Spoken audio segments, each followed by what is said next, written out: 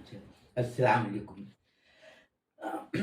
अमिता खातून Mishra news channel Korea में आप सभी का हम दिल से इस्तकबाल करते हैं।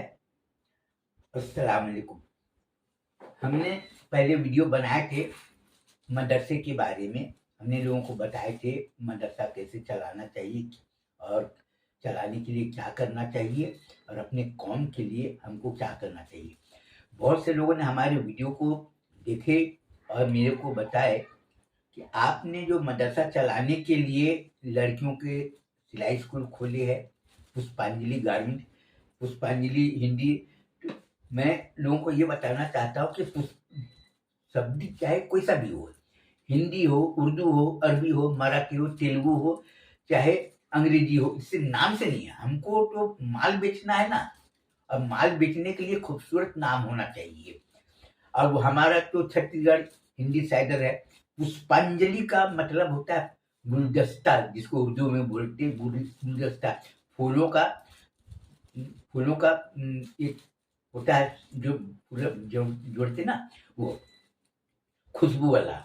तो हमारा काम है लड़कियों को सिलाई सिखाना। पिछले साल 6.5 लाख रुपया मिला था मदरसे को लड़कियों की। इस साल जो है ना ज्यादा बढ़ने की उम्मीद है। और साथ ही साथ पिछली बार आंवले का अचार बनाए थे तो 1 टन बनाए थे, इस बार ज्यादा बनाए हैं। और नींबू का भी अचार बना है। इससे हमारा आमदनी का जरिया हमारा काफी मजबूत। और लोगों को ये बात मैं खुल के बताना चाहता हूँ कि हमारी बात पढ़े लिखे लोगों को आसानी से समझना चाहिए। लेकिन अफसोस इस बात का है कि हमारे बात जो है ना, गांव वाले को जो अनपढ़ है, पढ़े लिखे नहीं है, जो शहर कभी आए नहीं है, लेकिन उन लोगों को हमारी बात बिल्कुल आसानी से समझ में आ रही है। और अपना कारोबार करने के लिए हमने 1,000 रुपया, 5,000 रुपया, 10,000 रुपया के जो बॉन्ड निकाले थे, तो बहुत से लोगों ने शिकायत की है कि ये ब्याज है।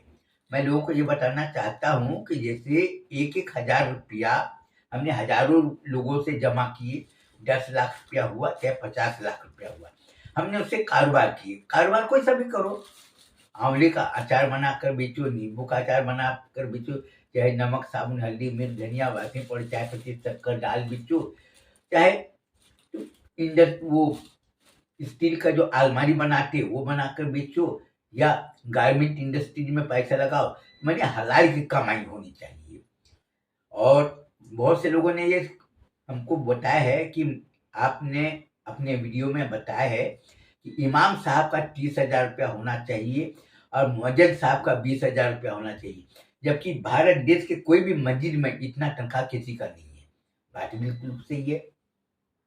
लेकिन सवाल ये उठता है कि इमाम साहब को तनख्वाह देने के लिए आप इतना परेशान क्यों है। मैं ये पूछना चाहता हूँ कि किसी के घर में कोई आदमी अगर बीमार होता है तो उसके लिए 2 लाख, 5 लाख, 10 लाख रुपया फटफट जमा हो जाता है, क्योंकि उसकी जिंदगी बचानी होती है। लेकिन इमाम साहब के पीछे जिसके पीछे हम नमाज पढ़ते, जिसके पीछे हमारा ईमान है, हमारा आखिरत का सौदा है, उसको इल्म जो जिसके जरिए हमको इल्म मिलता है, जिसके जरिए हमको जन्नत में जाने का रास्ता मुहैया कराती है, जन्नत में जाने के लिए हमको एक तरह से रास्ता दिखाती है, तो उनको आलिम लोगों को अगर तनख्वाह अगर भरपूर नहीं देंगे तो वो बेचारा मन लगा कर नहीं पढ़ाएगा। मुदर्रिस को तनख्वाह आज 25,000 रुपये, 30,000 रुपया हम देते अपने मदरसे में, और लोगों को भी देना चाहिए, सभी लोगों को देना चाहिए। आदमी झूठ और बेईमानी कब करता है? जब आदमी भूखा रहता है। और जब भूखा आदमी रहता है, परेशान रहता है, तो वो कुछ भी करने के लिए तैयार हो जाता है। और आज आदमी सच बोलने के लिए हमारी सबसे बड़ी परेशानी ये है कि मैं झूठ का सहारा ले नहीं सकता, और सच बात लोग सुनने को तैयार नहीं। यही बीच हमारे में एक दीवार बनी हुई है। आज हम वीडियो रिकॉर्डिंग बनाकर लोगों को दे रहे हैं। आपको मालूम होना चाहिए, जो पढ़े लिखे जो समझदार है वो पूरा रिकॉर्ड हो रहा है, और बहुत से लोग हमारी बात को ध्यान से सुन रहे हैं, वो चाहे कोई भी समाज का हो। और आदमी जितना भी झूठ बोलने का कोशिश करेगा, आज मीडिया जो ना अब आधुनिक मीडिया हो गया है। इलेक्ट्रॉनिक मीडिया हो गया है। आज आप कुछ भी करेंगे या मैं कुछ भी करूंगा, चुपके से मोबाइल में वीडियो रिकॉर्डिंग कर लेगा, फोटो खींच लेगा और बता देगा। इसमें झूठ बोलने से बचने का इसका कोई रास्ता नहीं, और झूठ सच को छिपाने के लिए भी कोई रास्ता नहीं आज के दौर में। आज ये है कि आज हम लोगों को, गरीब लोगों को ये बता रहे हैं कि आप पढ़े लिखे नहीं है, कोई बात नहीं, लेकिन आपको अल्लाह ने सोचने समझने की शक्ति तो दिया, आपकी दिमाग तो है। और आपको ये भी मालूम होगा कि आज से 50 साल, 60 साल, 70 साल पहले के लोग गांव में जो रहते रहे, तो लोग कुछ भी काम करते रहे तो बाहर के लोगों से राय मशविरा लेते थे। वो लोग भले पढ़े लिखे नहीं है, लेकिन राय मशविरा लेते रहे, इसलिए कि जो उम्र दराज है, जिनको जीवन का अनुभव है, अपने जिंदगी में काम किए है और उनको जिंदगी का तजुर्बा है, वो अपने तजुर्बे को देखकर वो अपना राय मशविरा बताता है लोगों को। तुम उसकी बात को मानो या ना मानो। 60 साल, 70 साल, 80 साल का बूढ़ा आदमी है, पढ़ा लिखा नहीं है, लेकिन उन्होंने अपनी आंख से जो काम को देखा है, वो अपना अनुभव लोगों को बताता है कि तुम सही काम करोगे, इसका नतीजा सही निकलेगा। अब रही बात, बहुत से लोगों का ये कहना है कि मदरसे में पढ़ने वाले बच्चे को आप बोलते कुरान शरीफ पढ़ोगे तो 5,000 रुपये मिलेगा, और हाफिज बन जाओगे तो 10,000 रुपये मिलेगा। भाई हमको तो कारोबार करना है ना, United business corporation of India को कारोबार करना है, और कारोबार करने के लिए हमारे मदरसे में बच्चे लोग जब पढ़ेंगे, अब मैं किसी को डंडा मारने तो जाऊंगा नहीं। अब पैसे के लालच में छोटे छोटे बच्चे लोगों को देंगे, जैसे अभी रोज नमाज पढ़ने के लिए आते हैं, 5 रुपये मिलता है लोगों को। इसका यह नतीजा है कि बच्चों में उत्साह आ गया, कुरान शरीफ पढ़ने में उत्साह आ गया। अब कुरान शरीफ 5,000 रुपया पाने के लिए कोई भी फटाफट अब कुरान शरीफ पढ़ रहा है, 5,000 रुपया उसको मिलता है, लोगों को खुशी होती। लेकिन इसका नतीजा क्या हो रहा है, लोग बोलते हैं लालच दे के किसी काम को कराना वो जायज नहीं। बात बिल्कुल सही है, लेकिन हम तो लालच नहीं दे रहे, हम उसको उत्साह दे रहे, उत्साह बढ़ा रहे लोगों को कुरान शरीफ पढ़ने की। अब रही बात इस मदरसे के चंदे के बारे में, हमारे मदरसे में बहुत से लोग आए चंदा देने के लिए, जबकि हमने उसको बता दिया कि भाई हमको चंदा ज़कात फितरा नहीं चाहिए, हमको नहीं चाहिए, आप दूसरे मदरसे पे ले जाकर दो। हमारे मस्जिद में नमाज पढ़ने के लिए चटाई होना चाहिए, पानी का थोड़ा परेशानी है, पानी का सुविधा होना चाहिए, बोरवेल होना चाहिए सब, लेकिन हम ये सब काम अपने से कर लेंगे, हमारे में जितना ताकत हो कर लेंगे। बाहर वाले को सोचने समझने की जरूरत नहीं। आपको एक जिंदा, एक बिल्कुल एक ऐसा उदाहरण दे रहा हूं कि कोई भी आदमी सोचे, आज रमजान महीना अगले महीना से अब चालू हो रहा है, अगले महीने से नहीं, अगले हफ्ते से। अब लोग औरंगाबाद हो, पूना हो, और भी जगह जगह, हम नाम पता क्या बताएंगे, मालेगांव हो, हम पूरा नाम बताना नहीं चाहते, तहदीकनामा लिखती है। मैं ये पूछना चाहता हूँ, तहदीकनामा होता क्या है? आज एक पढ़ा लिखा आदमी को सबूत देना पड़ रहा है, लोग सबूत दे रहे हैं कि ये सही आदमी है। बात ठीक है भाई, आप तस्दीकनामा लोगों को देते हो कि आदमी सही है, और जिसके पास में तस्दीकनामा नहीं है, इसका मतलब वो चोर बेईमान लुटेरा है, इसका मतलब कि वो शैतान है। शैतान किसको बोलते हैं? जो आदमी झूठ बोलता, बेईमानी करता, धोखा देता, उसको शैतान बोलते हैं। और शैतान की यही पहचान है। हमारे मुस्लिम समाज में बड़े बड़े जो विद्वान हैं, पढ़े लिखे आलिम है, उसे भी पूछते कि भाई शैतान की क्या पहचान है, तो वो बोलता है शैतान का काम है झूठ बोलना, धोखा देना, बेईमानी करना, लूटमार करना। बहुत अच्छी बात है। अब हमने पहले वीडियो बनाए थे, हमने लोगों से पूछा था कि कोई आदमी किसी का माल उधारी लिया, अब माल उधारी लिया, अब वो पैसा नहीं दिया, अब वो बेईमानी कर लिया। अब वो बोलता है कि मेरा इतना ज़कात ले लो, इतना सदका ले लो, इतना हदिया ले लो, और हमारे लिए दुआ करना। भैया कैसे दुआ करना? वो इतने चोर करे, बेईमानी करे तो वो कामयाब हो जाए, यही दुआ करना मेरे को। अभी एक और सवाल है कि लोगों ने, कई लोगों का घर हो या दुकान हो, किराए से लिया कि भाई हर महीना किराया देंगे और इतना देंगे, ठीक है। 2 साल, 4 साल, 5 साल, 10 साल, 20 साल हो गया, उसके बाद किराया देना बंद कर दिए, बोले कि हम किराया नहीं देंगे, अब ये मालिक हो गया। तो अब ये बताओ, को तो दूसरे का माल को हड़प कर लिया, अब वो मदरसे में अब पैसा देगा और वो पैसे हराम की कमाई से मदरसे में पढ़ने वाले बच्चे खाएंगे, खाना खाएंगे, पानी और कुछ भी करेंगे, तो वो पैसा जब जायज नहीं है, जो चीज जायज नहीं है, तो पैसे से बच्चे लोगों के दिल और दिमाग में क्या अर्थ निकलेगा। और तीसरा, बहुत से लोग अनपढ़ जरूर है, लेकिन हमारी बात को सुनने के बाद लोगों को समझ में आया कि भाई आप ज्यादा परेशान क्यों हो, आप 1,000 रुपया, 5,000 रुपया, 10,000 रुपया का बॉन्ड खरीदो, मेरे को मत दो और लोगों को खड़ा करो। हमारे देश में सिर्फ मैं थोड़ी हूँ, मेहनत करने वाले बहुत लोग हैं। वो अपने, तुम लोग खुद अपने बेटे को खड़ा करो ना, मेरे को पैसा मत दो, अपने बेटे को, अपने नाते रिश्तेदार को, हर जिले में बड़े बड़े पढ़े लिखे लोग उन लोगों को खड़ा करो और छोटे छोटे इंडस्ट्रीज लगाओ और लोगों को बताओ कि हम ये माल बनाएंगे और जितना साल में मुनाफा होगा 50% मुनाफा मदरसे को देंगे, 40% हम इन्वेस्टर को देंगे जो पूंजी लगाए।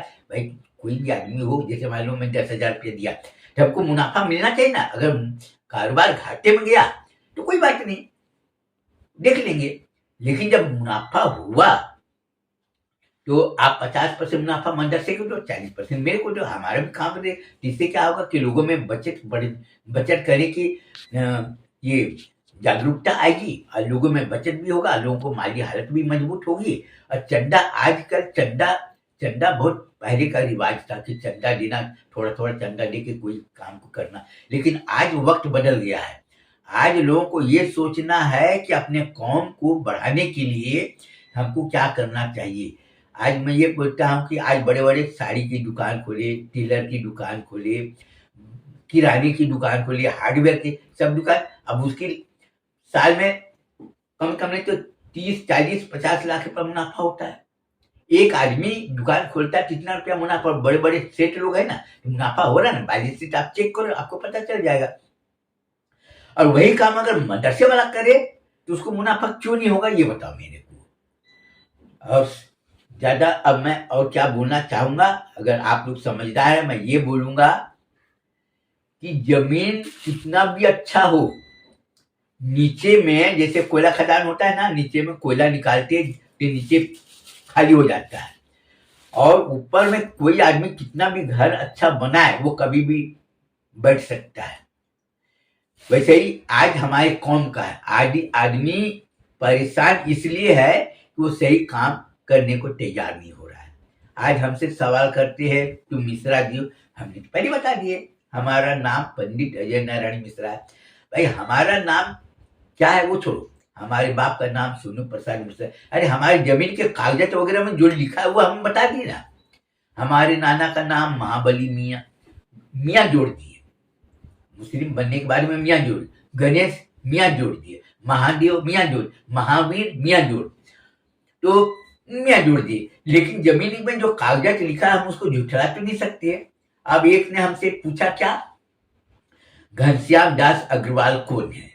अरे घनश्याम दास अग्रवाल हमारी माँ के मौसेरी बहन है, हमारी माँ की मौसेरी बहन है, उनके दादा का नाम है। अब वो मुस्लिम बन गया। अब भारत देश में कितने लोग मुस्लिम बन गए और अभी भी कितने लोग मुस्लिम बन रहा है। क्यों मुस्लिम बन रहा है, जादू टोना से परेशान हो गए तो कुरान की ताकत देखे बेचारे लोग मुस्लिम बन गए। मुस्लिम बनने के लिए किसी ने मजबूर नहीं किया, वो परेशानी से बचने के लिए मजबूर हो गया और वो मुस्लिम बन गया। अब मुस्लिम बनने के बाद में वो अपने अपने काम में लग गए। अब बहुत से लोग के मुस्लिम बनने के बाद में हाफिज बन गए, मौलाना बन गए, आलिम बन गए और सही काम कर रहे, अब मदरसे भी चला रहे, मस्जिद भी चला रहे हैं। लेकिन पहले के मदरसे में झूठ बेईमानी चलती नहीं, और अभी 10 साल का जो देख रहे हैं वो तहदीकनामा के आड़ में लोग मैं ये पूछता हूँ, तहदीकनामा जो देता है वो क्या इंक्वायरी करता है, मदरसे का रजिस्ट्रेशन तो कोई भी करा सकता है। अब रही बात बच्चे, कोई भी ला सकता है ये कर, लेकिन मदरसे में मैं ये देखा हूँ कि मदरसे में जो चंदा के लिए लोग आते हैं, मस्जिद में ऐलान करते हैं हम फलानी जगह से आए हैं, हमको ज्यादा चंदा दो, ये है इतने बच्चे पढ़ने वाले खाने वाले ये। अब चंदा मिलता है कितना, 2,500 3,000, रसीद कितना फाड़ते, 1,000 रुपया, 1,200 रुपया, 1,300, कोई दिखने नहीं आता। लेकिन कई लोगों ने पकड़े है, ये बात सबूत हुआ। और अब मैं अपने मदरसे में पढ़ने वाले बच्चे को मैं ये बोलूंगा कि आपको मेरे ऊपर में विश्वास नहीं करना है, यकीन हमारे ऊपर में करना ही नहीं। जो भी है तुम पढ़ाई लिखाई किए ना, तुम अपने से खुद जाओ, कोई मदरसे के पास जाओ, बोलो कि भाई हम तुम्हारे मदरसे का चंदा कर देंगे और हमको कमीशन देना चाहिए, मत देना, हम कर देंगे, अल्लाह के राह में हम कर देंगे। और तुम जाकर देखना कि लोग कितने बड़े रमजान, सबसे झूठ रमजान महीने में बोली जाती है, धोखा सबसे बड़े रमजान महीने में दिया। मस्जिदों में इफ्तारी के लिए पूछते हैं कि भाई ये इफ्तारी कौन दिया, नाम पता कोई नहीं बताते। अरे नाम पता नहीं बताते तो हमको ये बताओ कि बकरे का गोश्त हो, चिकन हो, मरा हुआ मुर्गी का हम चिकन बिरयानी लाकर दे देंगे तो सबको दिखाई देगा कि ये तो चिकन बिरयानी है, लेकिन गोश्त का मरे हुए मुर्गी का, मरा हुआ बकरे का गोश्त दे देंगे, बोलेंगे ये तो बकरे का गोश्त है, तुम देख लो, पहचान लो, किसी से पूछ लो बकरे का गोश्त है, वो बिल्कुल सही, लेकिन बकरा जिंदा था कि मरा हुआ था ये कोई नहीं बता सकता। तो ठीक उसी तरह से हलाल की कमाई अपने आंख से देखो और उसके बाद में तुम खाओ, वही तुम्हारे लिए अच्छा है। जैसे सड़ा हुआ चीज खाओगे तुम्हारे शरीर को नुकसान पहुंचेगा, और झूठे लोगों के साथ में रहोगे तो तुम्हारे ईमान को नुकसान पहुंचेगा। आगे मैं और कुछ बोलूंगा नहीं, अब अपना खुद सोचना है कि क्या करना चाहिए। रही बात कि हमारी बुराई, उससे कुछ नहीं होता। अरे हमारे को तो कितने लोग बोलते हैं ये मुसलमान नहीं है, हम इसके घर में, हम इसके बारे में हमको सब कुछ मालूम है। अब हमने तो भाई उर्दू अरबी पढ़े नहीं, मेरी माँ भी उर्दू पढ़े नहीं, हमारे बाप भी उर्दू पढ़े नहीं, हमारे भाई लोग थोड़ा थोड़ा पढ़े लिए, तो सब कुछ दिखाई दे रहा है कि सही क्या है और झूठ क्या है। तो हमने कभी किसी से झूठ बोली नहीं है। अब इसके आगे अब मैं क्या बोल सकता हूँ। अब हमारा तो बस यही है कि भाई रमजान महीना है, पाक महीना है, इसलिए हलाल की कमाई खाओ। और जो आदमी तुमको कुछ देता है पहले वो आदमी के बारे में तुम पता करो कि वह आदमी हलाल की कमाई करता है कि हराम की कमाई करता है। बस इसके बाद में अपना बयान को मैं खत्म करता हूँ। अस्सलाम वालेकुम।